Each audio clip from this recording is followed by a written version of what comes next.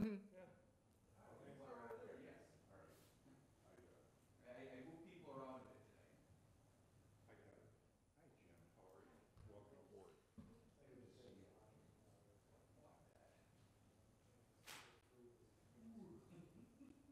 So a bomb cyclone is what we're into here. A bomb cyclone. That's what national news and everything. Holy buckets. I think in Denver where it's waving the lines like this and stuff, we're not really, we're getting rain, Joe. On the zero. I'm gonna post that on Facebook anyway.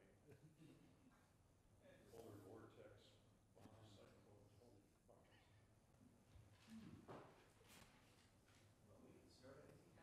All right.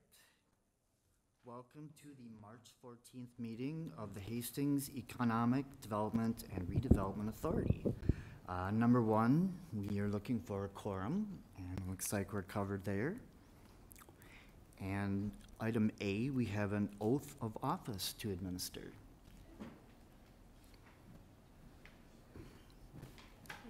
And thank you, Mr. Chairman. And Jen, if you could please stand up and raise your right hand, and we could administer the oath of office here. Push the button so we can all hear. Yep, there you go. I, Jen Fox, I, Jen Fox, do affirm do affirm that I will support that I will support the Constitution the Constitution of the United States of America, of the United States of America, the Constitution of the State of Minnesota, the Constitution of the State of Minnesota, and the Charter and ordinances and the Charter and ordinances of the City of Hastings, of the City of Hastings, and that I will faithfully discharge and I will faithfully discharge the duties of HEDRA Commissioner the duties of HEDRA Commissioner for the City of Hastings, for the City of Hastings, Counties of Dakota and Washington, Counties of Dakota and Washington, and State of Minnesota, and State of Minnesota, according to the best of my ability and understanding. according to the best of my ability and understanding. Well, welcome, Commissioner. Thank you very much. Thank you. Well done. Thank you. All right, we'll move on to item number 2, the minutes from the January 10th, 2019 meeting. Does anyone have any questions or comments or revisions? All right, I'll entertain a oh, do you have a question? Nope, I was gonna make a motion. Very good. I'll second. Make a motion to approve the January and February bills as presented. Is there a second? And a second. All right, we are all here. The minutes are accepted. Okay, item number 3 are the bills. Okay, taking a look at the bills from last month, the one that stands out is the Thien-Well bill that we had at Hudson. That is to close out our environmental testing wells. We were obligated to keep those operational for an extended period of time. Nothing was found within the wells, so we did get the permission to close those up. I'll move to approve. Is there a second? I'll second that. All right, the motion passes. Okay, now on to business. Item A, authorize the signature, the amendment of development agreement and reassignment of TIF for the Guardian Angels Common Bond Communities. All right, thank you, Mr. Chairman and HEDRA Commissioners. Tonight, we're being asked to do a couple of different actions related to the Guardian Angels project, which is the redevelopment of the Guardian Angels school and chapel building across the street here on 4th Street. You may recall that almost 20 years ago now, Sherman and Associates came in and redeveloped the site, including the townhomes and the school site, into apartment buildings. At this point, Sherman is looking to transfer that property to Common Bond Communities, who is an organization that does similar types of affordable housing management throughout the state of Minnesota. And so what they're asking us to do is to assign different aspects of the obligations, including the TIF agreement and an existing HRA loan, to the new entity. It's a little bit confusing the way Common Bond has established this. There's a couple of different entities involved, and we've had our attorneys take a look at the documents themselves, and they are supportive of the signature of them. What's being done tonight is the obligations that were established in 2000 continue. There's no changes to them. The only change is that the entity that is responsible for them would change, and that would now be Common Bond Communities. So with Common Bond's acquisition of the property, they're going to be doing a few items there. I think I included that within your packet. They are going to be doing some remodeling of the buildings themselves and also adding some new units. You may recall that in the basement of the old school building, there was a daycare there for a short period of time, probably 15 years ago. That never went beyond that, and so they're looking to rehab that space into additional apartment units. So the actions we have before you tonight involve the assignment of the remaining TIF financing to the new limited partnership of Common Bond, and then the assumption of the existing HRA loan. And I can stand for any questions. Also, we have Melanie Lammers here, our finance manager, if you have any questions for her. Yes. Thank you, John. Going back to who currently, so I don't know how many years ago that we TIF'd this, did we go out to bid so that developer received that? Or how did we choose that person? And then if so, do they have the right just to sell it to somebody else with the agreement to go with it? Or do we, as a public, have to say, well, you can't do that so easy without sending it out to other options? Sure. With the original development, I don't recall whether it was a competitive environment or whether we worked exclusively with Sherman on that. With the establishment of the TIF itself, it generally is going to run with the property owner. So the TIF itself is not something that's going to be up for bid by other entities that aren't property owners themselves. So it would follow the property. Okay, thank you. Are there any additional questions? Comments? Yes. Thank you, Mr. Chair. Question for John. The eligibility for being a renter in that complex, it said something about 30% of, can you just kind of elaborate on what the 30% is? I think or what the it's- qualifications are? I believe, Commissioner, that it's 30% of area medium income is typically what they base that on. I'm not exactly sure where that comes from, but I think that's typical in these situations.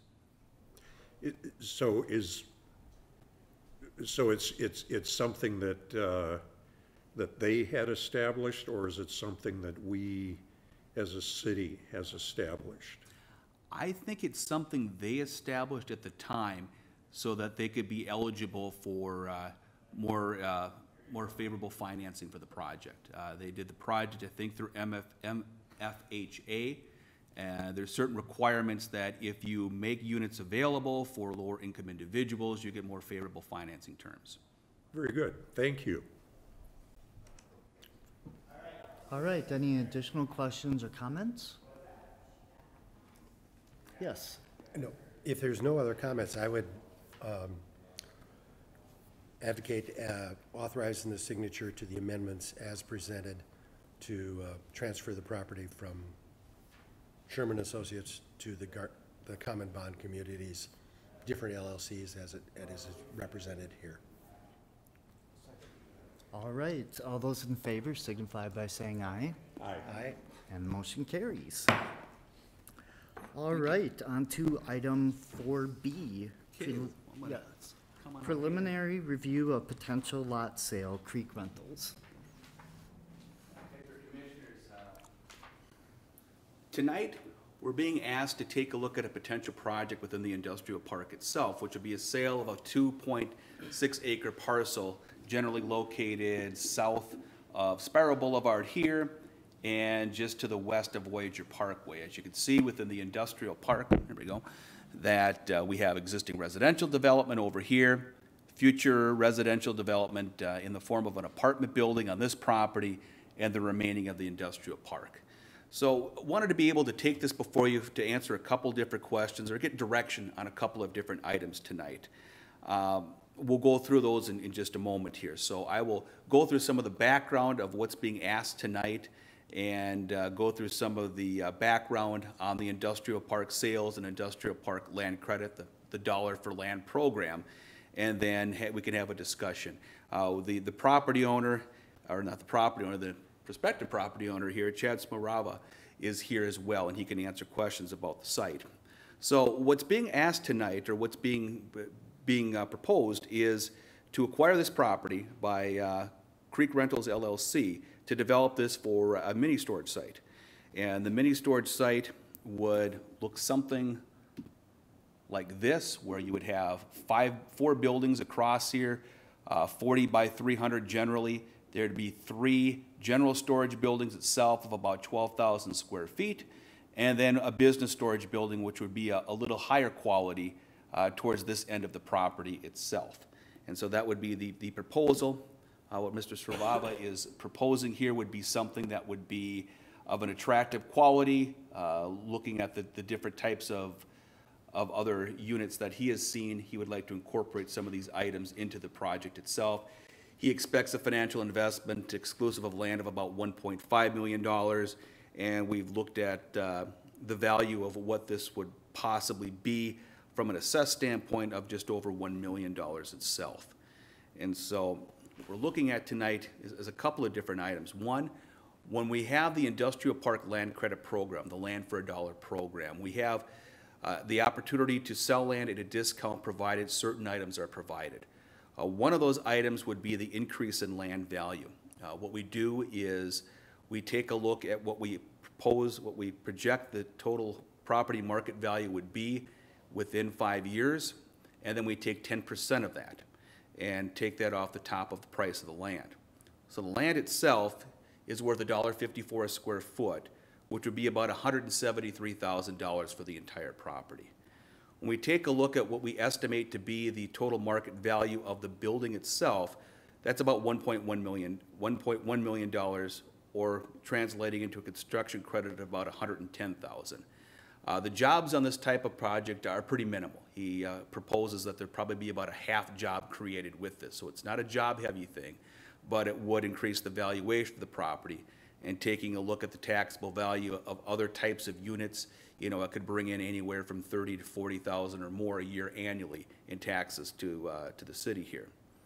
And so with the land credit itself, normally what happens is we will take a look at the jobs, and we will take a look at the construction credit for the improvement.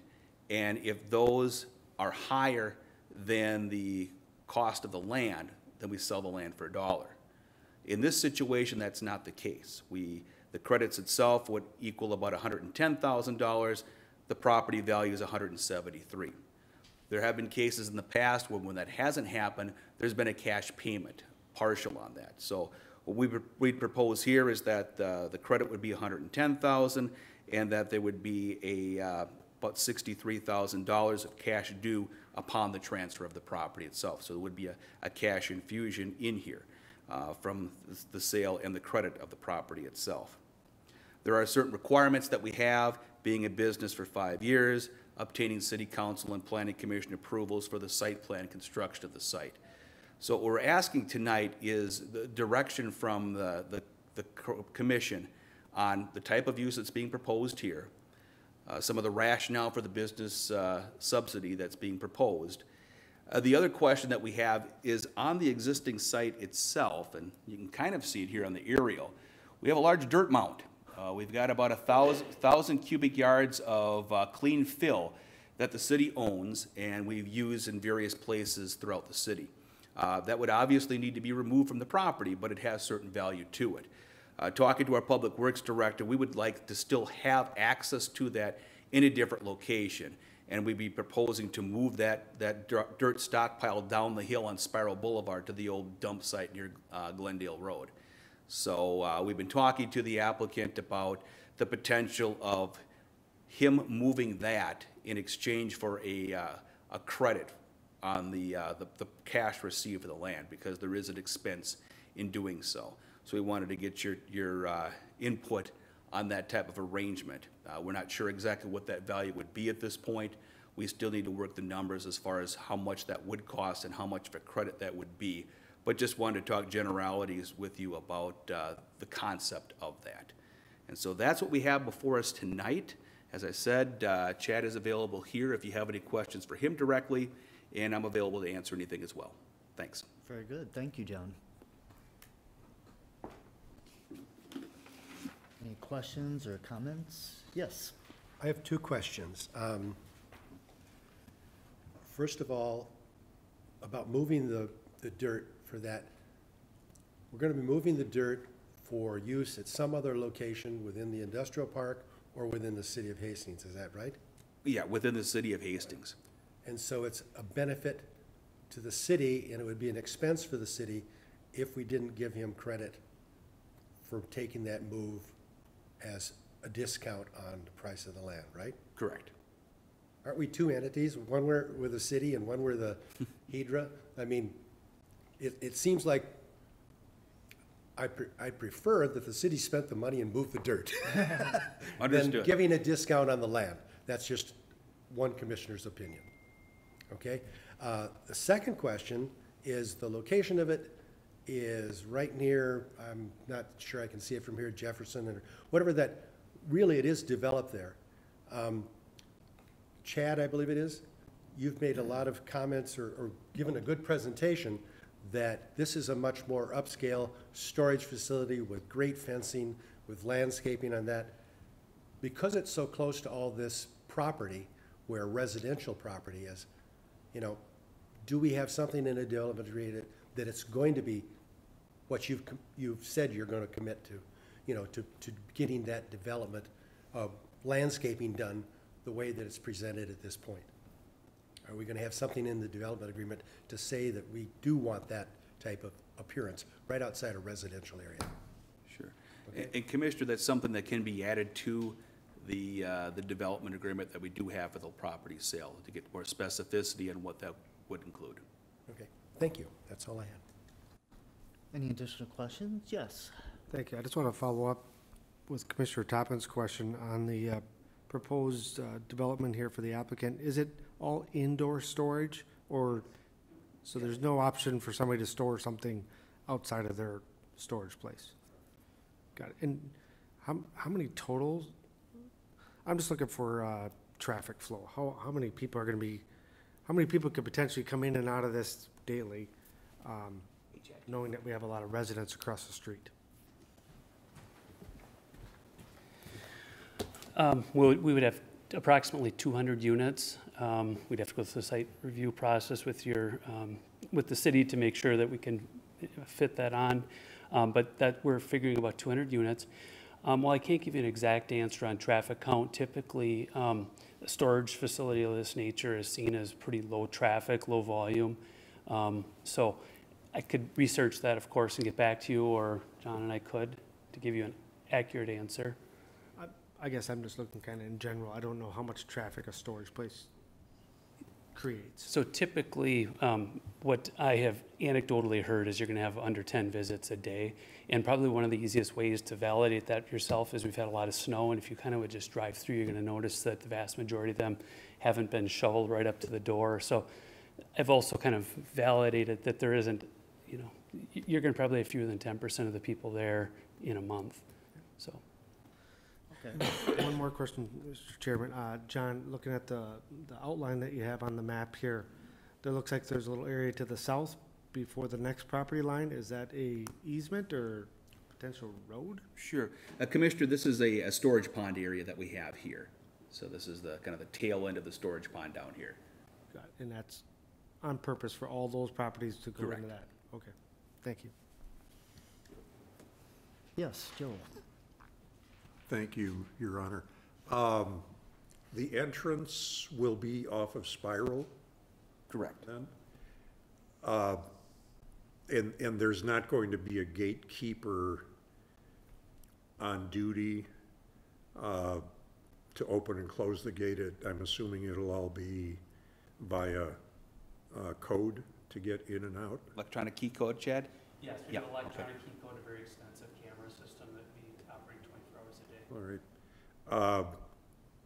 Next question is snow storage. Things look to be maxed out in terms of the property. I know we've got, let's see, off a Spiral, 46-foot setback, off the back end, 60-foot setback. Do we have adequate room for snow removal storage, piles of snow? And Commissioner, I think we'll need to have a little more refined site plan to figure out parking, drive aisles, and that with those calculated, we can make a better determination of snow storage on that.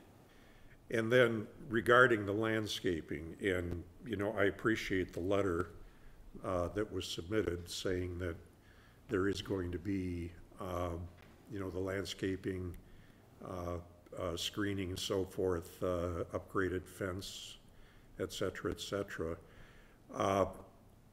We don't have anything in the whole industrial park that requires a certain amount of landscaping, screening, et cetera, then? We do. We would have our landscape ordinance that would be applicable within the industrial park as well as the remainder of the city would be in place here.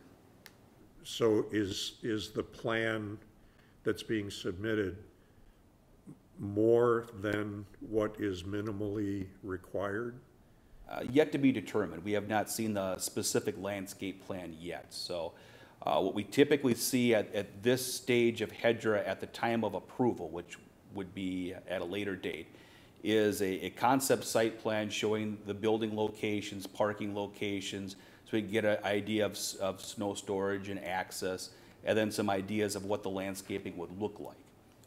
And then it would be conditioned upon site plan approval, in which there would be civil engineers and other professionals involved to make those specific plans. Well, the reason I'm asking is, going through the industrial park from time to time, it just seems like it could look nicer. There is a storage facility that's there right now, and it's, as far as I'm concerned, less than minimal. And I would like to see us upgrade our requirements as a city. And so my question is this something that's in our purview as a commission, or is this something that would go through the city council to upgrade the minimum landscaping requirements? Commissioner, usually it would be a planning commission or a council item if it's citywide. If it's something specific to the industrial park itself, it may originate from here. I would like to see us review, as a city, I'd like to see the city review this, and I strongly encourage us to upgrade those landscaping requirements. Landscaping, maybe more than just landscaping, as far as that's concerned. And I would appreciate it if you, as our planning director, would start the ball rolling on that with the appropriate commissions. Okay. Just a friendly request. Okay. I guess I don't know whether we have to do that as a commission or not. I suppose we could, if the commissioners would be, amiable to that kind of a thing. But I would trust that you would go forward with this, so that we can get that industrial park looking top-notch in the future for anybody else coming in. We could perhaps even use, the outline that the applicant has as, a good starting point on that.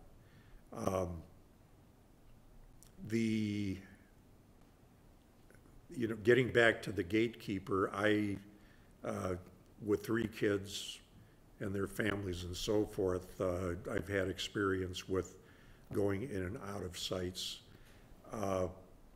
And a lot of the sites that I've been in do have an office, and they do have things for rent like, dollies, wrapping, bubble wrap, blankets, so on and so forth, boxes especially, and it would be something that I would like to see, I guess, on that. I don't know if that, detracts from what the profit would be, but it would give us at least one employee there. The ones that I've visited don't have 24-hour supervision, but they do have, business hour availability for getting certain things that would assist in either removing or arriving with things to put in storage. I don't know how the rest of the commission feels about this. Yes, Mark. Commissioner, I don't think we're there yet. I think we're still at the concept part of it. I would think we need to get farther down the line when we get into what the actual value is of the land and how much to get close to that land for a dollar program. I think that's what I'm more focused on today is, personally, I like the idea. I'm with Commissioner Toppin on the, I'd rather not mix the pile of dirt in there with the negotiating deal. If we gotta move it as a city, we'll move it. I'd rather not see that part of it.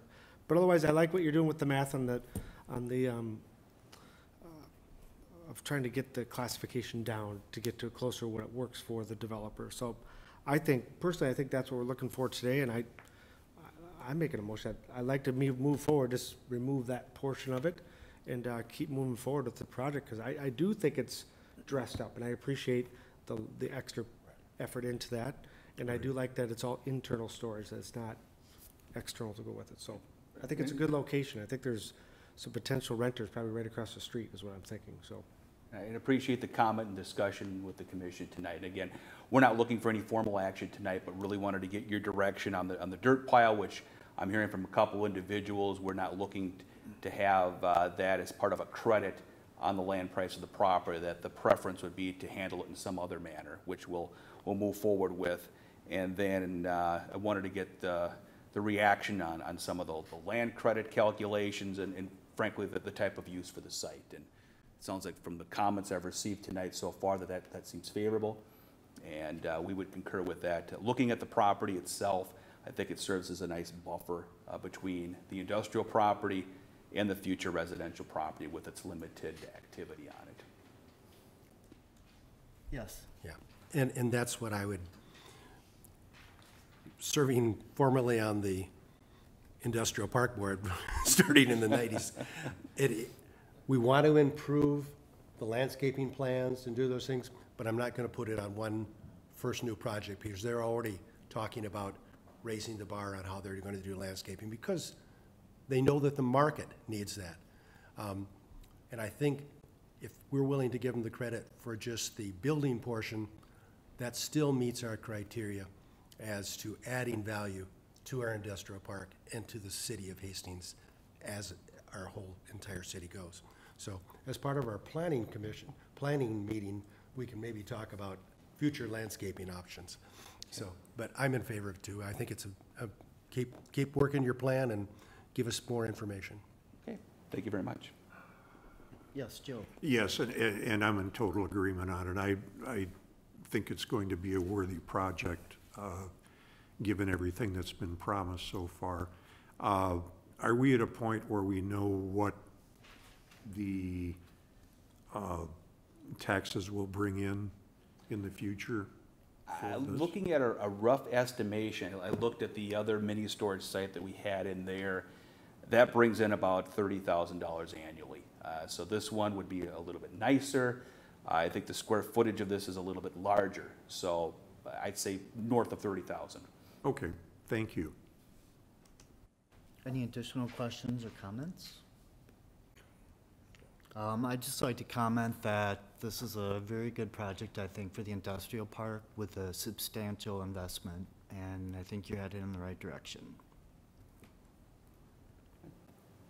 Thank you. All right. All right, then we'll continue to work with Mr. Sravava and hopefully bring something back in the near future. Very good. Thanks, Chad.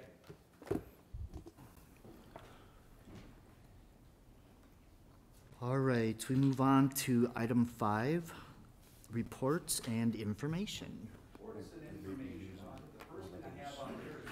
on Hudson and Great River Landing. I did get an email from them this morning. We've been meeting with them, over the last couple of months. We haven't seen the movement on plans that we would have liked to see on that. They've been working through things internally, looking at some plan changes and budgets.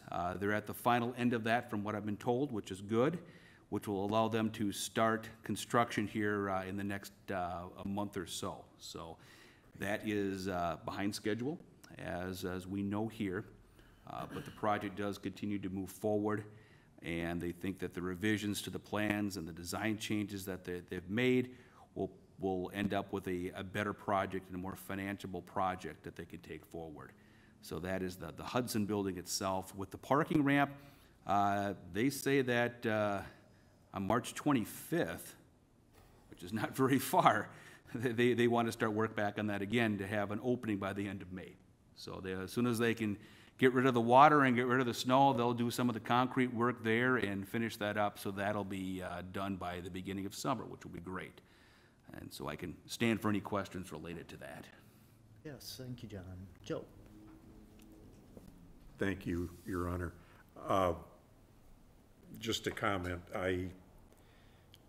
looking at this and looking at their starting date and the December 1 certificates of occupancy that the city has set for them, I anticipate a lot of change orders, and I just forewarned, I am seeing that they're going to request a delay for the occupancy beyond the 1st of December, unless they're going to be in there 24/7 to get all of this done. And anything that we can do as a city to move them along would be, greatly appreciated. I'm not sure how we do that,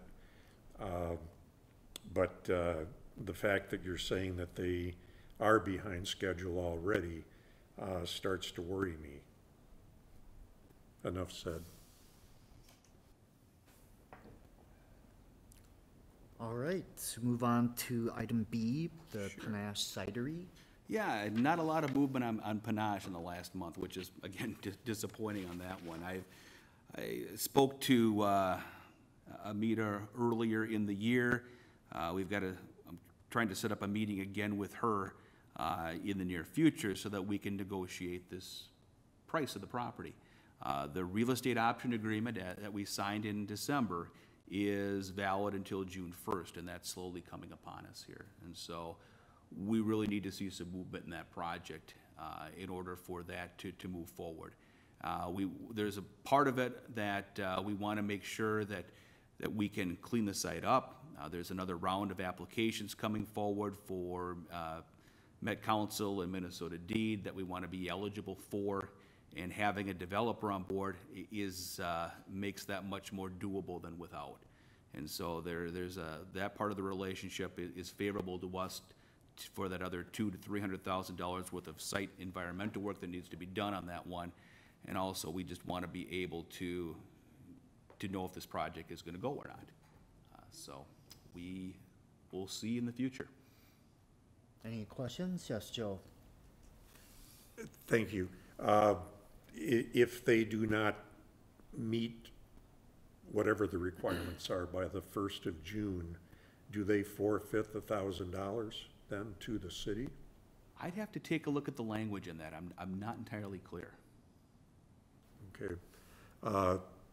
Yeah, and again, whatever we can do to move forward on that.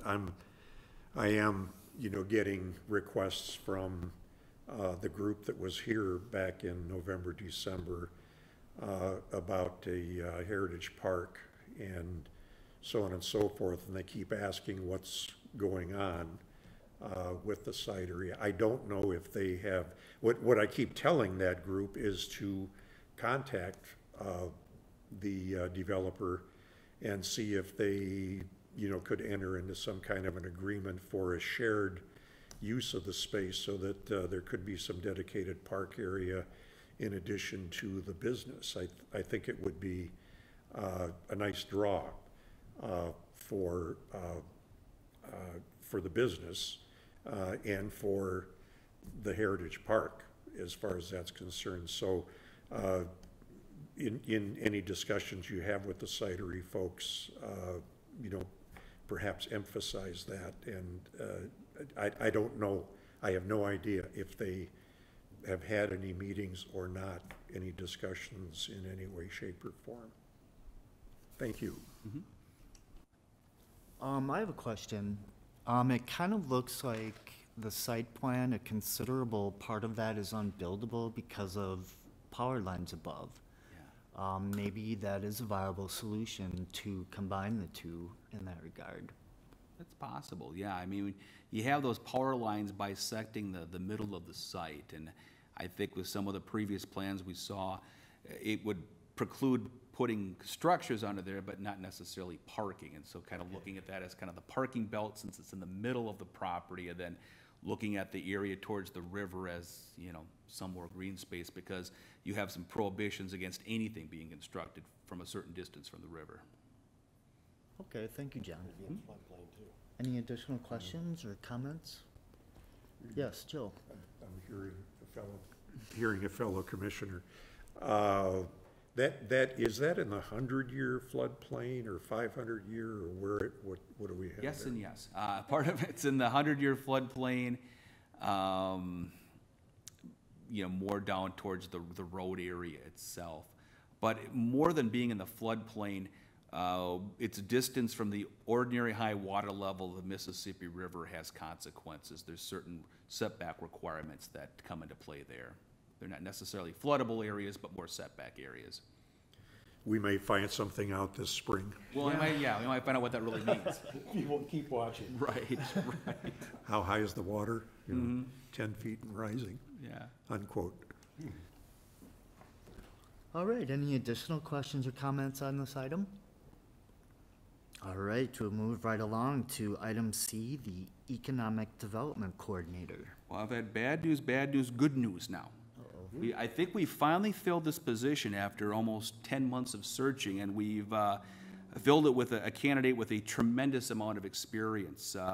We're making final arrangements with Rusty Fifield, who has been working in public finance, city administration, planning for, 30, 40 years. Right now, he currently worked at Northland Securities. I just resigned there quite recently. But he has worked for probably, I think his resume says 120 different cities in a consulting role over the last 20 or 30 years from the public finance and the planning side of things. He worked on the last two downtown plans, the 2002 one and the 1985 plan here. So he has a tremendous love for the city, and we're very happy to have someone of his caliber come forward with experience. So we are running through some final background and final reiterations before it's official, but I would think by that April meeting that Rusty will be here, which will be wonderful. Very good, yes, Mark. John, clarify, is Rusty coming in as an employee or a contract of it Good to the question. city? We were looking at having him come in as a contract originally, but he had a non-compete clause with his original employer, so he's coming in as a regular employee. Excellent, thank you. Any additional questions? Yeah, he sounds like a great addition, and with his experience, he'll be able to hit the ground running. Yeah, he'll put me to shame. It'll be good. All right, without any other questions, we will move on to item D, the HEDRA workshop. Yeah, I think I sent out a number of different dates, and kind of a couple different occasions to have this workshop, and even with the last one we did with Doodle, not one date came forward, but I think it'd be good to have Rusty here. So I want to be able to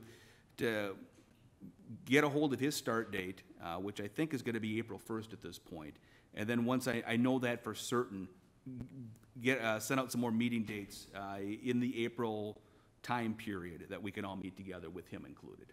Okay. So that, still moving forward, slower than possible.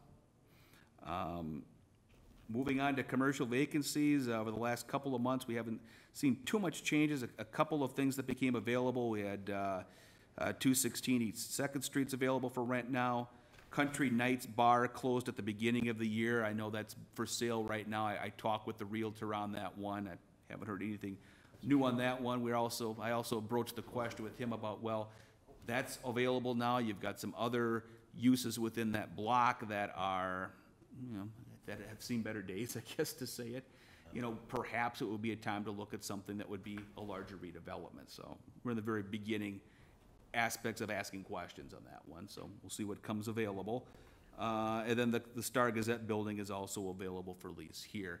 I'm hearing things that the Breakaway Arts building across the street may be in the process of being sold, so that's good news. I haven't, I've talked with some people involved in that. I don't know how, what exactly would become of it from a public standpoint, but it looks like that one's on its way to sale, which would be a good thing. Excellent. Yes, Joe? Thank you. A couple of questions. The Country Nights, did they empty the place out, or is it still set up as a bar tavern? Bottles and all? No, I don't know. I haven't been in there, Commissioner. Okay. And then, yes, the Breakaway building, if it's appropriate, because it was not a confidential email, that a sale is pending and that it would be operated again as a restaurant. That is what I've heard. So, and again, the interior of the facility is set up for that kind of an arrangement, so that is good. If I hear any more, I'll pass it along. Okay. Thank you. Thank you. All right, one more. Then one more item here, and that's our April 11th meeting. Unfortunately, I'm going to be out of town at our national conference that week, so I'm looking at, would a week later on the 18th work for folks if we were to do it then? Everybody's pulling their Yeah. calendars up.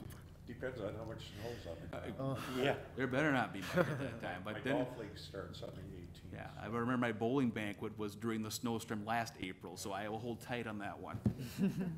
Unfortunately not for me. Not for you, okay, well, I'll throw some dates out there. I want to make sure that we have good attendance on that one, but I'll be looking at something that, within that week later or so. And What- that's. Yeah, a question on that. Are we, by ordinance, required to meet on the second Thursday of each month? Can we choose our own? We can, I Date? mean, within the ordinance itself, we establish a regular meeting date. I mean, and we can look at alternatives certainly. Then there's, when we switch things around, it's termed more of a special meeting, and there's rules and regulations for that. Well, the reason I'm asking is we've had some trouble, getting a quorum. And sometimes even with a quorum, our attendance is kind of spotty. I'd be open to another night that we could meet. I know commissions meet on Tuesdays, or, It depends. I mean, Monday Well, night's Mondays pretty is- sewed up with council and planning commission, and then I think HPC is the third Tuesday of the month, and Parks is maybe the second Tuesday of the month.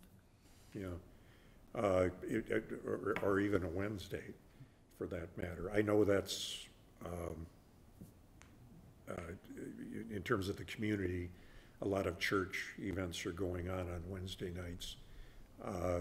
But, that might be a possibility. Maybe when you're throwing some dates out, see if a Wednesday would be more appropriate for the whole commission to get together. Quorum is nice, but it is nice to get everybody here. That would be great. Thank you. Yes, Mark? And I would ask John that we put this on our agenda during our workshop to discuss it and try to put some parameters of what it is to be a commission member and the commitment that it's going to be, if we're going to have them, find the best time to have them, then do our effort to make sure that we're getting as many people here as possible. I have another follow-up question for John, if you don't mind, Your Honor. Yes. The question came about the property that the city sold over by the Walgreens. And that was sold with an agreement of it was going to be whatever at the time. Yeah. Is there a chance if it doesn't happen, because whatever the issues are, that it comes back to the city, or is that property sold and then it's gonna go through the development process if they choose to say, that one didn't work, we're gonna try something else? Does it go the other way then? Yeah. Commissioner, there's no encumbrances on the property that it would revert back to us, so no, we wouldn't get the property back. As far as what's happening with the property, we have a site plan. We were ready to take forward to Planning Commission in October for Caribou and Einstein on the property itself. There was some issues in being able to get access through the Walgreens sites to the Highway 55 light that we're working with the operators of Walgreens corporate, and the property owners in getting their agreement on it. And in theory, we have it. Some of the attorneys that we've been dealing with Walgreens corporate have been slower than molasses. And we have, as of this week, had them finally take a look at agreements that they've had for months. It's not very complicated. We hope to have resolution with it soon. And once that resolution occurs, the dam breaks. The plans have been set for months. We'll take those back to Planning Commission and get this thing under construction. I just didn't know if there was a sunset for even the developer. If it goes too long, do they have to push reset and start over? No. Okay, thank you. It's just this frustration with dealing with some of the attorneys with Walgreens corporate and the timeliness of things. It's been very unusual. Yes, Joe? Yeah, I don't know if they are continuing to try and do anything with a private home that is, next to them. I just kind of have a feeling that maybe they're waiting to do what they want to do until they get a hold of that property.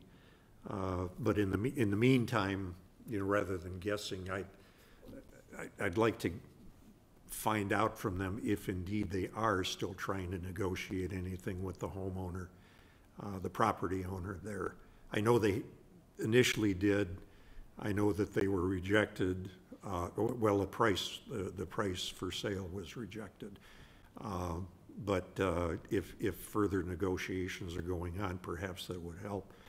Regarding the communications with Walgreens, maybe I should make a phone call or two. The Walgreens attended Betsy's and my wedding. Well, the local store's been 50 years ago. I don't. In dealing with that, Commissioner, I mean, the local store's been wonderful. Management's been wonderful on that. The corporate attorneys that need to review this and the land transactions out of Chicago have been a bear at this point, just from a standpoint of just not responding. Maybe they're too busy trying to figure out where they can build a Walgreens next to a CVS. I don't know. Yeah, it'd be nice. I've had a lot of people asking, when are they gonna start, well, in the meantime, we do have coffee shops in town, and some nice breweries too, for that matter, so. Maybe we'll have a Dunkin's one of these days too. That's another one that's just been a head scratcher as far as how long the construction's taken on that one. Yeah, I don't know, what their schedule is, but, yeah, it is slow. It is slow. February opening day, yeah. Mhm. Thank you. All right, any additional questions or comments or anything from John? All right, move on to item 6, which is adjournment. Is there a second? Let's let Jen second. I'll She second. should- Oh, yes, you gotta move up forward. Getting in minutes. Yeah, you've got to get in the minutes. I And second you that. got to be faster, too. All right, all those in favor of adjournment, say Aye. aye. Aye. Aye. All right, we are done. Go see what the Gophers.